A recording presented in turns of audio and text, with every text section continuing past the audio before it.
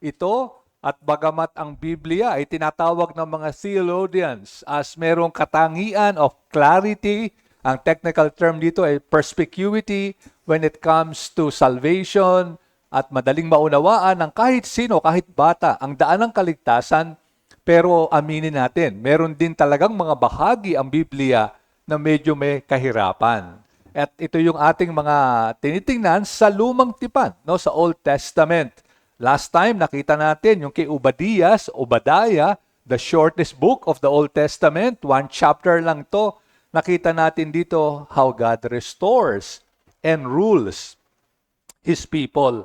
Ngayon, we will jump to the next book na kung ang Obadiah ay maaaring hindi familiar sa marami sa atin, ito na siguro ang pinaka-familiar naman na aklat sa minor prophets. No? 12 yan, minor prophets. Walang iba kundi ang aklat ni Jonah. At siguro kahit bata na umaaten sa Sunday school, kilala si Jonah. No, gaya ng alam natin, isang propeta ito.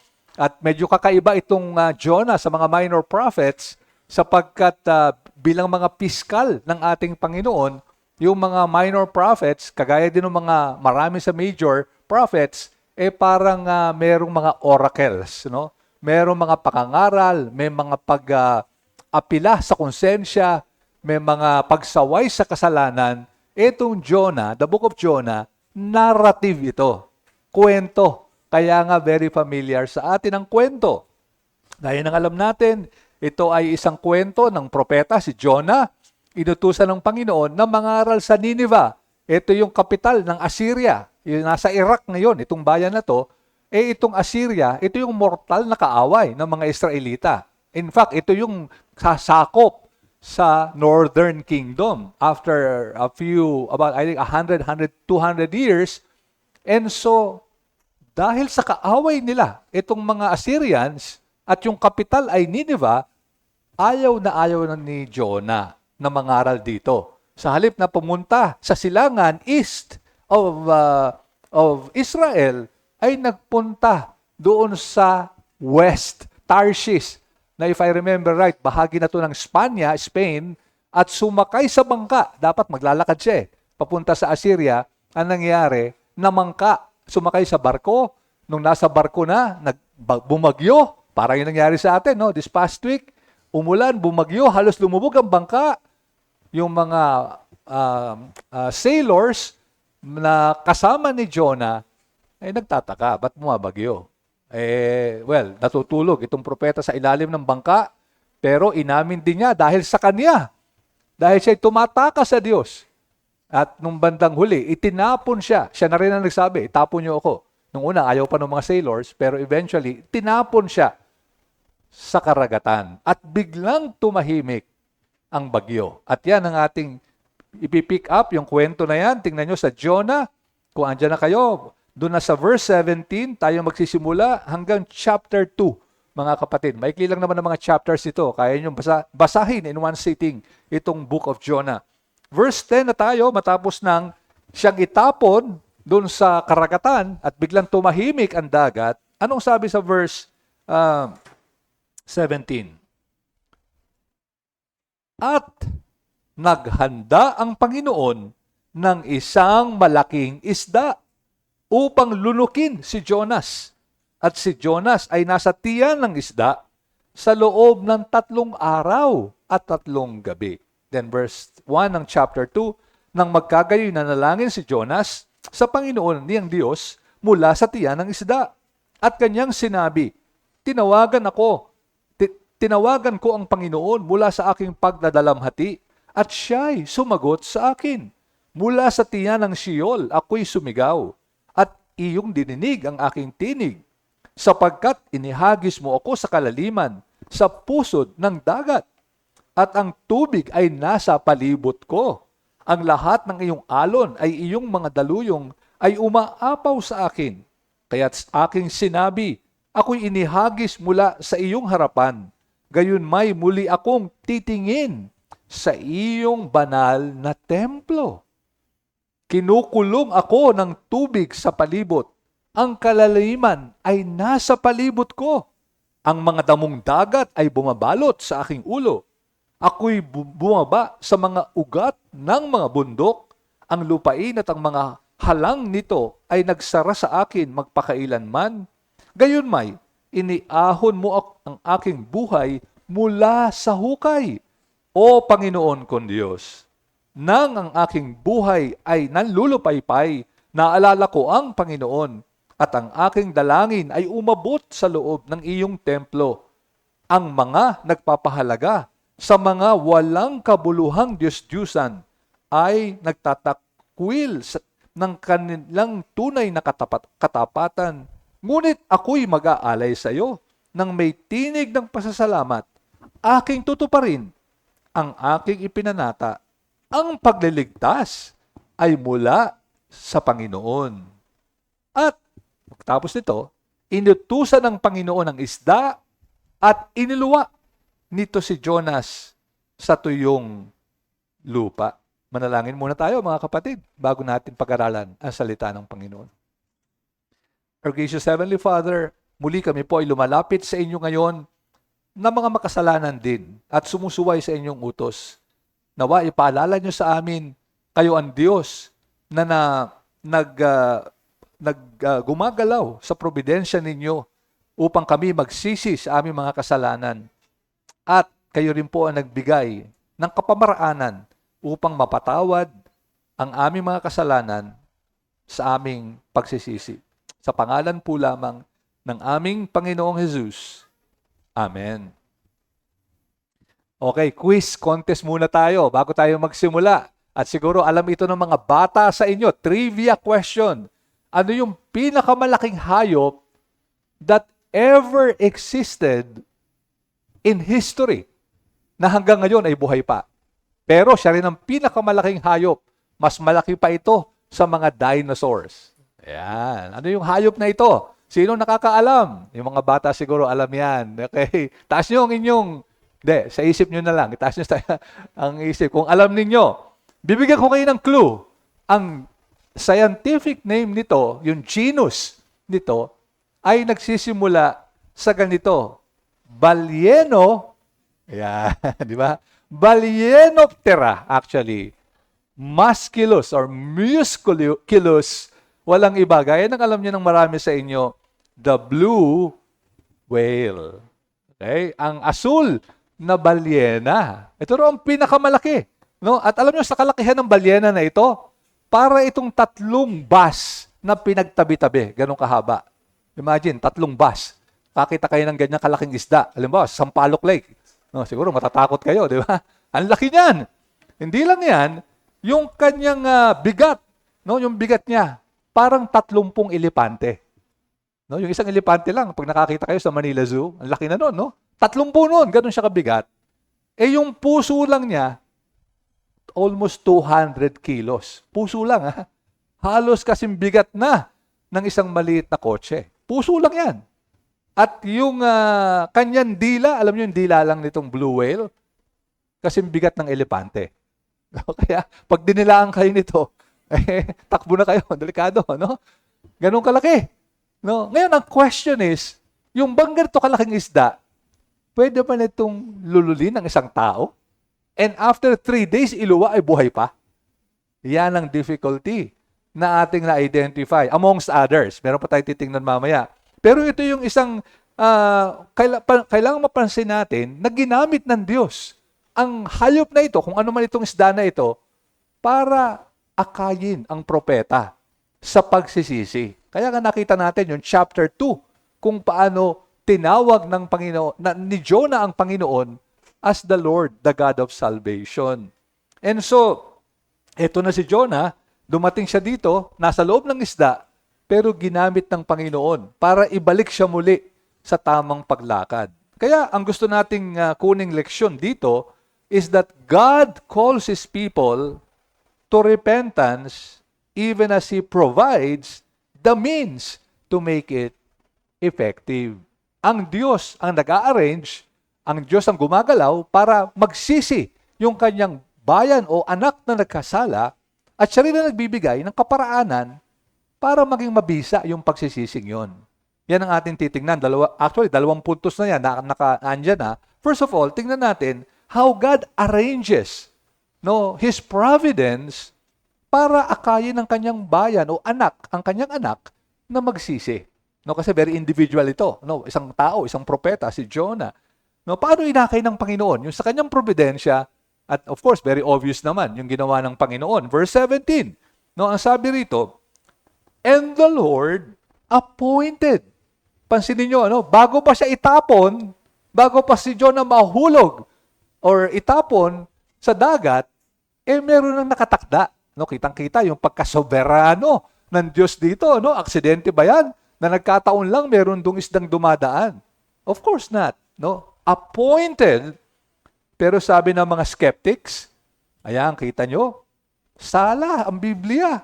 Puno yan ng mga katang-isip lang. Pwede ba namang yung tao kainin ng isda? Tapos nananalangin pa sa loob ng isda. Di ba merong ganyang mga, Pinocchio ba yun? Merong ganyang Walt Disney, yung nasa loob din ng isda. Tapos meron pa yatang kandila. Baka naman sobra na yun. Kandila nasa loob ng isda. Sobra na yun. Pero dito, ay talagang may challenge. Na paano natin nga naman i-explain ito? Ito ba isang parable? Sabi naman, hindi, parable lang yan. Hindi yan totoo. Pero sa parable, usually, isa lang ang kwento o isa lang ang leksyon. Ito talagang parang narrative, parang kwento. Hindi naman ito allegory, kasi yung allegory naman, lahat ay merong katumbas. Yung propeta, yung lahat binibigyan ng katumbas, kagaya ng Pilgrim's Progress. At pagdating natin sa Bible, clearly, ito yung kinoconsider na historical account. Both in the Old Testament and even in the New Testament, ang Panginoong Jesus mismo at kanyang mga alagad ang kinoconsider na totoong kasaysayan nito. Hindi katang-isip lamang. So, paano natin explain to? Pastor, paano nga ba pag ako ay challenge ng isang skeptic na hindi naman totoong Biblia bakit may ganyan dyan? Paano natin ipapaliwanag? There are two possible explanations ayon na rin sa mga Bible scholars or theologians. Unang-una, yung more natural explanation, yung more natural, again, sa dalawa na ito, hindi nawawala yung miracle o yung paggalaw ng Diyos. Pero yung more natural explanation ay sinasabi ng iba na meron naman daw talagang isdang malaki na pwedeng lumulo ng tao. Ayun na nga. Kagaya nga ng blue whale, more natural ito. More scientific. Kasi ang sabi sa ating binasa ay hindi naman talaga balyena. Napansin nyo ba? Ano ang sabi diyan? God appointed a great fish. Not necessarily a whale. Kasi daw and even sa Matthew 12 verse 40, mamaya tignan natin yung Matthew 12, nung ito ay ginamit ng Panginoong Jesus, ay yung salitang ginamit, kitos sa Greek, is simply meaning a huge animal, even a monster, sea monster, isang dambuhala, kumbaga, ng karagatan. Not necessarily whale. Kasi, yun daw tunay na whale, ay hindi raw nakikita yan sa Mediterranean Sea. Hindi raw yan napunta. Yung tunay na whale. At isa pa, maliit daw ang lalamunan nun, nung whale na yon. Yung tunay na whale, biologically, a whale, kaya hindi raw pwedeng makalulunod ng tao. Subalit, ayon sa isang account from the very Princeton University, Princeton Theological Review of 1927, meron nabanggit doon na isang case, isang kaso na dahil sa isang malakas na ulan sa Falkland Islands, hindi sa Mediterranean, pero yung Falkland, ito yung malapit sa Argentina. So again, malapit na rin sa South Pole. Medyo malamig na lugar yan. Pero may isda doon na isang sperm whale naman. Sperm whale, malaki din yan. Na nung ito ay napatay ng mga mangingisda, nasibat, yung harpoon, sinibat ito at namatay, nahuli yung sperm whale. Nagulat sila, nung buksan nila yung tiyan ng balyenang ito, ay may tao doon, na unconscious. At nagulat talaga sila, yung kanilang nawawalang shipmate, ay nasa loob. At hindi lang yan, ayon sa account, bagamat siya ay namuti dahil dun sa acid, yung gastric juices, nabuhay ang taong ito. Again, hindi ko nabasa yung actual journal na ito. So, na posibleng mangyari. Short, posibleng mangyari. Pero, of course, o meron din nagsasabi na baka meron ng animal na malaki na extinct na ngayon. So, sabi, wala na ngayon. Di na nag-i-exist. Kaya baka yun ang kumain kay Jonah. Pero kahit na sa explanation na ito, parang, kumbaga, far-fetched, na mangyari normally. Kaya, posibleng andun pa rin talaga yung miracle o paggalaw ng Panginoon. Ang sinasabi lang nito, plausible. Hindi naman totally out of this world na may makaing tao ng isang malaking isda at mabuhay. Okay? But then, the second explanation is the more miraculous, na talagang nag-intervene ng Panginoon. At kung titingnan natin, kung naniniwala tayo sa Diyos, at ang Diyos ng Biblia, napakahirap ba para sa lumalang na lahat? Nakita natin lang kanina sa Bible class, the Creator, yung siyang lumalang na lahat ng bagay, would it be too difficult na tumawag siya ng isang isda o isang hayop na ipakain ng isang tao at mabuhay? So sa puntong ganito, yung Diyos na naghati ng Red Sea, nung dumaan ang mga Israelita, yung may burning bush na hindi nasusunog, yung kapanganakan ng Panginoong Hesus galing sa isang berhen, ay ang mga ito ay mas matinding mga himala. Kaya hindi tayo dapat magulat na merong ganitong himala. In short, mga kapatid, kumbaga par for the course ito. Kung naniniwala kang may Diyos na lumalang ng langit at lupa, the creator of heaven and earth, the ruler of the universe, both from the microscopic all the way to the largest galaxies, baliwala ito. Baliwala ito. Kaya yung mga nag-o-object dito ay merong prior assumption na hindi pwedeng mangyari ang mga himala. So yan, nasa worldview yan. Nasa pananaw ng isang tao. Pag ang pananaw niya ay walang Diyos, kahit anong paliwanag natin, hindi yan maniniwala. Okay? So yan ang ating pansinin dito mga kapatid. At again, the Lord in-appoint ng Diyos mismo yung creature na yon, the great fish, para lululin itong si Jonah. So wag tayong matakot na panindigan ang turo na ito. Wag nating itago ito sa mga di mananampalataya, mga skeptics na ayaw maniwala dahil sa ganitong mga kwento, kundi we can with all, rationality, with all faith in the scriptures as the Word of God, pwede natin itong panindigan. Pero anong application nito sa atin? Wala naman sigurong mahuhulog dito sa Sampaloc Lake at kakainin ng isda. So hindi natin makukuha na pwedeng mangyari sa atin ito. Pero ang mahalagang application sa atin ay ang pagtawag ng Diyos sa pagsisisi. In-arrange ito ng providensya ng Diyos. Kaya ito yung first point natin, di ba? By the providence of God, He arranges things para yung tunay niyang anak ay matawag sa pagsisisi.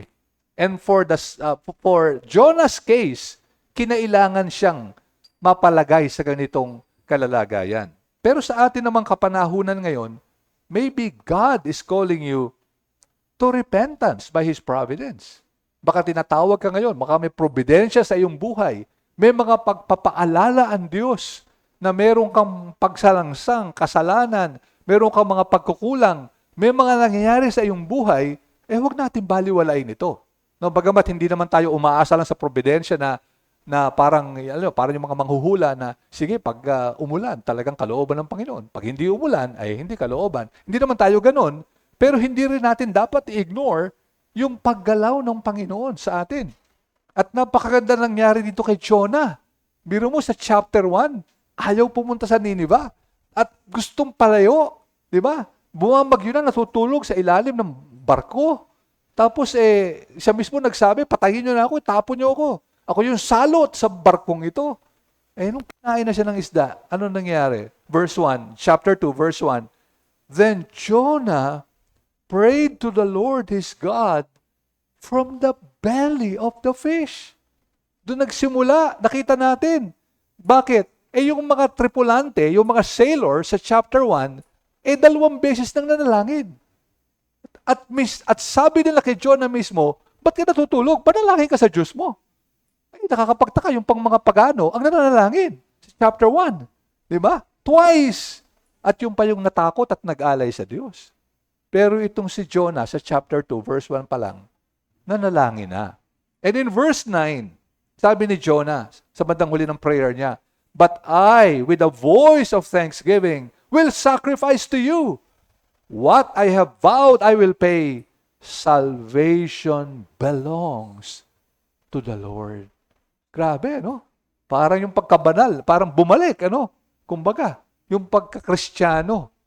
Bagamat nasa lumang tipan, pero yung kanyang pagkakristyano ay bumalik. Ang matindi pa nga rito, paano pa siya makakapag-alay? Malamang mamatay na siya. No? Imagine nyo, kung kayo naando sa loob ng isda, do you ever think na may pag-asa ka pang mabuhay? No? Palagay ko, wala na kahit sinong taong sa ganung kalalagayan at napakadilim doon. No? Walang kandila doon. No? Kagaya nung kay Pinocchio. No? Wala nang mag-iisip pa na ako'y mabubuhay pa bukas. Pero grabe yung prayer niya sa loob ng balyena. And so the Lord may even use, by His providence, yan din ang topic natin kahapon Tsaka nung isang natin dito, Theotalk, the Lord may even use His creatures. Yung mga natural, even forces. For example, sickness. Pag nagkasakit tayo, na virus tayo, na bacteria, ang liit-liit nun. Pero di ba parang balyena rin yun? Pag pinadala sa iyo ng Panginoon, baka bagsak ka, may sakit ka na. No? Now again, hindi lahat ng may sakit ay may kasalanan. Pakakaingat tayo, Ang sinasabi lang natin, pag merong mga ganong nangyayari sa atin, at lalo pat may alam tayong kasalanan o paglayo sa Panginoon, baka ito na ang paraan para tawagin tayo, ang atensyon natin. No? Again, hindi palagi. Sinasabi lang natin, let's be wise. At kung meron tayong alam na pagkukulang, baka ito na yung providensya ng Panginoon. It could be natural calamities. Di ba may bagyo rin dito? Mga bagyo rin, naranasan natin. Again, hindi ko mo bumagyo, meron tayong kasalanan. Pero kung merong mga nangyayari sa buhay natin, it's time to examine kung baka merong mensahe sa atin ng Panginoon na ginagamit ang ganitong pagkaparaanan para tawagin ang atensyon natin. Now, of course, in general, yung Biblia ang ginagamit ng Diyos, para ipaalam sa atin kung meron tayong pagkakamali. So kung nakita natin sa Biblia, meron tayong maling ginagawa. Yung providensya ng Diyos, parang talagang tinatawag ang atensyon natin, ay pag nagkasama yon, kailangan na tayong maghunos dili. Magsisi kung merong kasalanan sa ating mga buhay. So yan ang ating unang puntos, Magsisi tayo. Tingnan natin kung ano yung mga paggalaw ng Diyos sa atin. Tingnan natin naman ang kasulatan, pero tingnan din natin yung paggalaw sa ating mga pang-araw-araw na buhay ng Diyos. At kung meron tayong mga pagsalangsang, magsisi tayo at manumbalik, bumalik, manalangin muli sa ating Panginoon. But then secondly, yung pagsisisi na yon, hindi naman kung nagsisi ka, okay na di ba? Meron mga ginawang krimen, nagsisi, pero hanggang ngayon, hindi na maibalik, at hindi na masolusyonan yung kanilang nagawa. At dito ang maganda, sa ating texto, verse 17 lang Actually, yung text natin, isang verse lang, verse 17. But God, yung God's provision that makes repentance possible. Bakit tinanggap yung pagsisisi? Bakit, di ba, may tatanong natin, kahit na anong kasalanan ang gawin ng isang tao, ay merong puwang ang pagsisisi. Pero bakit? Ganun na lang ba yun? Kung mo nagsisi ka, okay na. Well, nasa verse 17 din ang susi. And the Lord, pansinin natin, appointed a great fish to swallow up Jonah, at dahil dito, nagsisi si Jonah, and Jonah was in the belly of the fish 3 days and 3 nights. Now, para sa isang mananampalataya na nagbabasa ng bagong tipan, di ba, merong nag-a-alarm yan? Meron kayong naaalala, Sa New Testament ba, naalala nyo, meron din ganitong salitang mga ginamit tungkol kay Jonah? Well, the answer is yes. Matthew 12:39. May mga confrontation. Kinonfronta ang Panginoon ng mga Jewish leaders, mga skeptics nung panahon na yon, at humihingi ng tanda. Ano ang sabi ng Panginoon sa Matthew 12:39? But He answered them, an evil and adulterous generation seeks for a sign. Gusto nila, tanda, pakita ka ng mirakulo, gawin mong magpakita ka ng himala. We want a sign. Pero ano sabi ng Panginoon sa mga taong ito? But no sign will be given to it, to this generation, except the sign of the prophet Jonah. Jonah.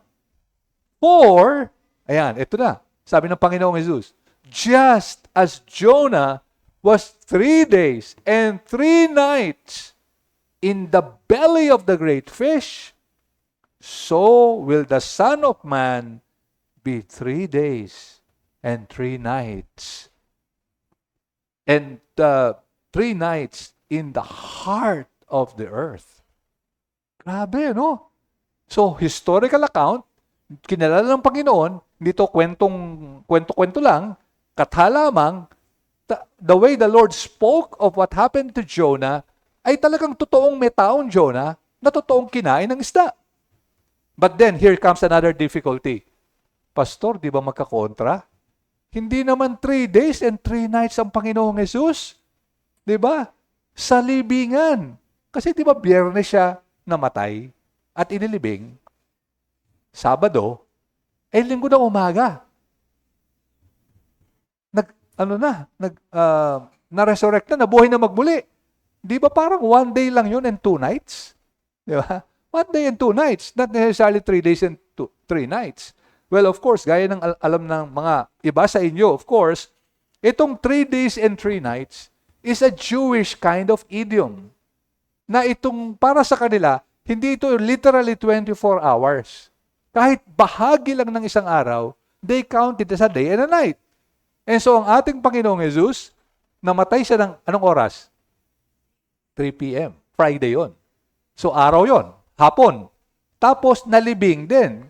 Immediately, so, nung gabi noon, so yung Friday, part of the day, and part of the night, 1 day and 1 night na yon. Sabado, buong araw, syempre. Tapos, gabi ulit. So, another day and another night. Linggo, syempre, gabi pa nung linggo, madaling araw, gabi yon, nabuhay ay, well, may sinag araw na, so, 3 days and 3 nights. Kaya huwag tayong matakot, walang contradiction dito in terms of hours. Kasi hindi naman, tandaan natin, ang Biblia is not a scientific book. No, the way it speaks, parang yung normal na kausap ang isang normal na tao. And so, walang problema dito, mga kapatid. But then, huwag natin kalimutan kasi baka ma-capture tayo ng mga so-called difficulties. We miss the real lesson. At ano ba ang leksyon nito? Bago pa mamatay ang Panginoon at ilibing at mabuhay magmuli, can you imagine? Possibly 800 years before the coming of Christ, itinanim na ng Panginoon yung palatandaan na mangyayari 800 years from now. Grabe, ano? Parang alam niyo, parang bibuilding tayo rito, tatayo tayo ng building. Bago natin itayo, naghukay yung ating mga, siyempre, yung magtatayo ng pundasyon. Tapos biglang nakita doon, Trinity Bible Church. Trinity Bible Church. No? From 800 years before. Di ba? Tinanim na doon. So, ganun katindi yung appointment. The sovereignty of God is all over the scriptures. No? Itinanim na para maging tanda nung pagdating ng Panginoon. Ano ba ang kahulugan noon? Well, not necessarily nalibing ang Panginoon. Bagamat talagang yun ang nangyari. 3 days and 3 nights si Jonah, 3 days and 3 nights ang Panginoon. Pero ang leksyon talaga dito, nakalabas si Jonah. At nabuhay si Jonah after 3 days and 3 nights. At ganun din ang nangyari sa ating Panginoon. Muli siyang nabuhay. Kasi kung namatay si Jonah, 3 days, 3 nights, patay na, di wala na yung mission sa Nineveh. Ganon din ang ating Panginoong Jesus. Yun ang tanda na 3 days and 3 nights, muling nabuhay ang Panginoong Jesus para ituloy ang misyon at ikalat ang Ebanghelyo from Jerusalem to Judea, to Samaria, and to the ends of the earth. And so, bakit pwedeng tanggapin ang pagsisisi? Kasi meron nagbayad sa ating kasalanan. Kaya nga 3 days, 3 nights namatay ang Panginoon para bayaran ang kasalanan at tanggapin ang puot ng Diyos na sa halip mapunta sa atin, napunta sa ating Panginoong Jesus. That is why a simple repentance, a faith, a call, a prayer of repentance to our God is acceptable. Dahil kung yun lamang, basta tayo nagsisi na nanalangin, bakit tatanggapin ng Panginoon yun? Ang laki ng kasalanan na nagawa natin. Lumaban tayo sa manlilikha, sa Diyos, the God of the universe, the God who created us. Bakit sapat na yung lumapit tayo at manalangin? It is only because Jesus Christ paid for our sins, died on the cross, 3 days and 3 nights in the heart of the earth, kagaya rin ni Jonah na nasa tiyan ng isda, but only to rise again and fulfill the mission of being the Lamb of God who takes away the sin of the world. And so bilang application, sana mapuno tayo ng pasasalamat na pag nagbabasa tayo ng Book of Jonah, hindi lang yung tuwan-tawa tayo, balena, kinain, no, na parang yun lamang ang leksyon. Sana makita natin na nag-iwan dun ang Panginoon ng palatandaan na meron ding kagaya ng mangyayari sa ating Panginoong Jesus, merong kapatawaran, merong pagsisisi na katanggap-tanggap only if we rely on our Lord Jesus Christ. So hindi ito yung parang, sige, sorry na lang. And that's it. Sana ma-realize natin, may makinakausap tayo rito, wala pa kayo sa Panginoon. Sana ma-realize nyo, hindi enough yung basta kang mag-sorry, basta kang nagsisi, okay na yun. Sana makita natin, merong basihan ang pagsisising ito. Natupad ang katarungan ng Diyos sapagkat pinarusahan ang isa para sa kaligtasan ng marami. Walang iba kundi ang ating Panginoong Jesus.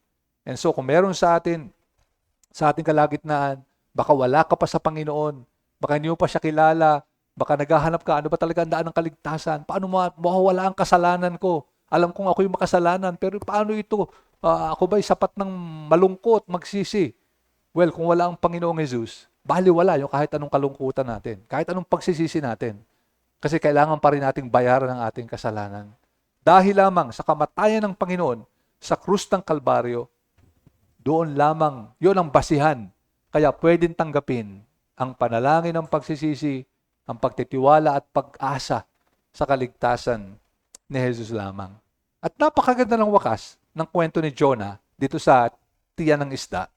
Parang may inclusio, yung literary device, no? Merong verse 17, kinain ng isda.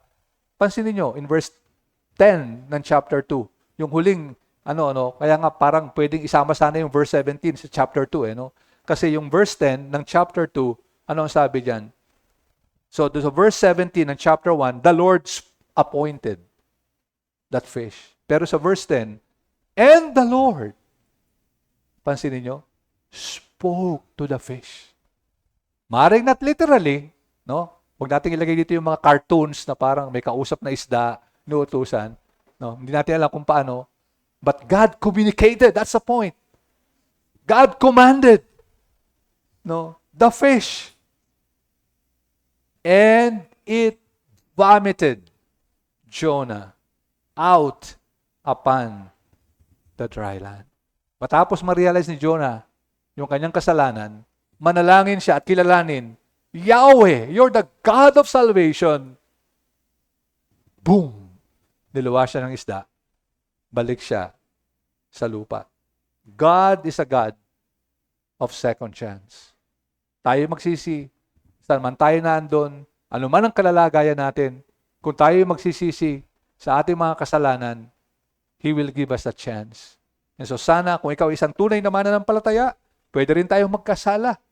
Sana, kaagad magsisi tayo.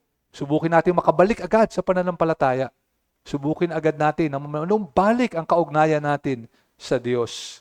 At maging magpasalamat tayo. Let's be thankful. Let's be amazed. Let's always admire the beauty of our God, the God of second chance. And so in summary, nakita natin mga kapatid, God arranges by His providence, He wakes us up so that we may repent. Gidigising tayo. There are many ways to do that. Kay Peter, iba. Kay David, iba. Kay Jonah, iba. But God always arranges things.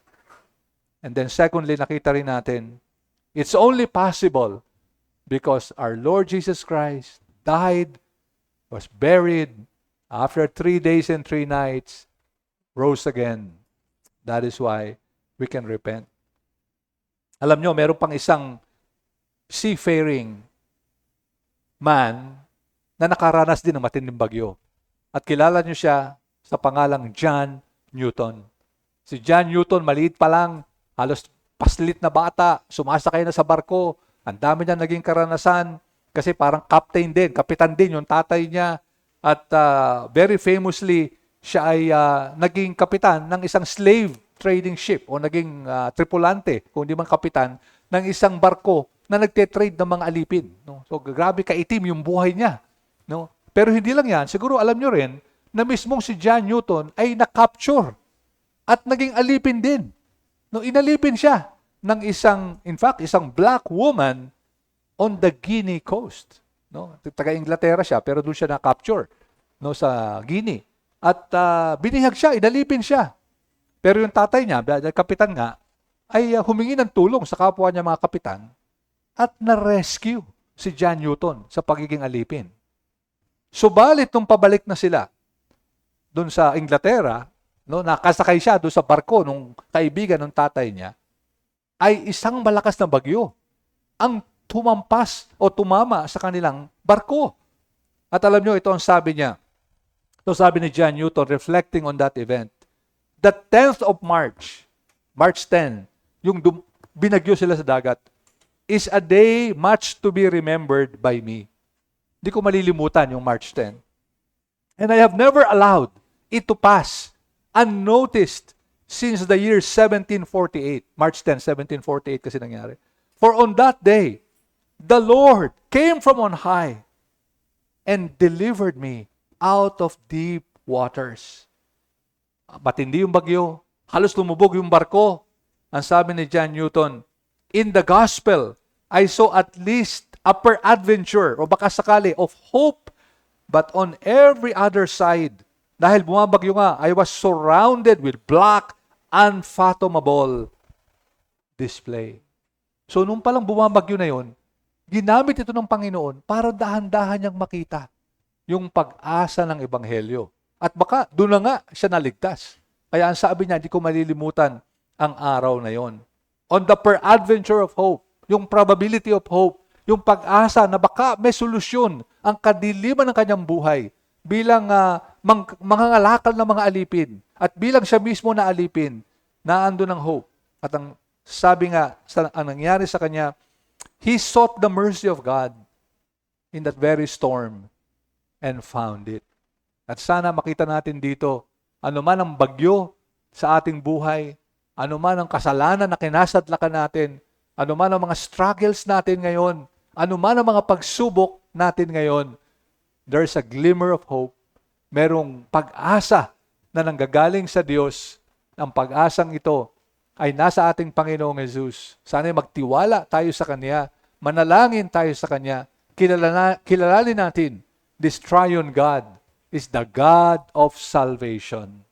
Come to Him. Come to Him. Tayo manalangin, mga kapatid. O Panginoon namin Diyos, tunay nga so many times, kami po'y nahuhulog sa kasalanan. So many times ay parang pagminsan wala nang solusyon ang mga problema at pagsubok. Subalit salamat, pinakita nyo sa buhay ni Jonah. You arranges things. You arranges even nature upang kami po'y maakay pabalik sa pagsisisi. At ang pagsisising ito ay posible lamang dahil namatay ang aming Panginoong Jesus sa krus ng Kalbaryo, nabuhay magmuli upang tiyakin ang kabayaran ng aming mga kasalanan. Ilagak nyo mga salitang ito sa aming mga puso sa pangalan po lamang ng aming Panginoong Jesus. Amen.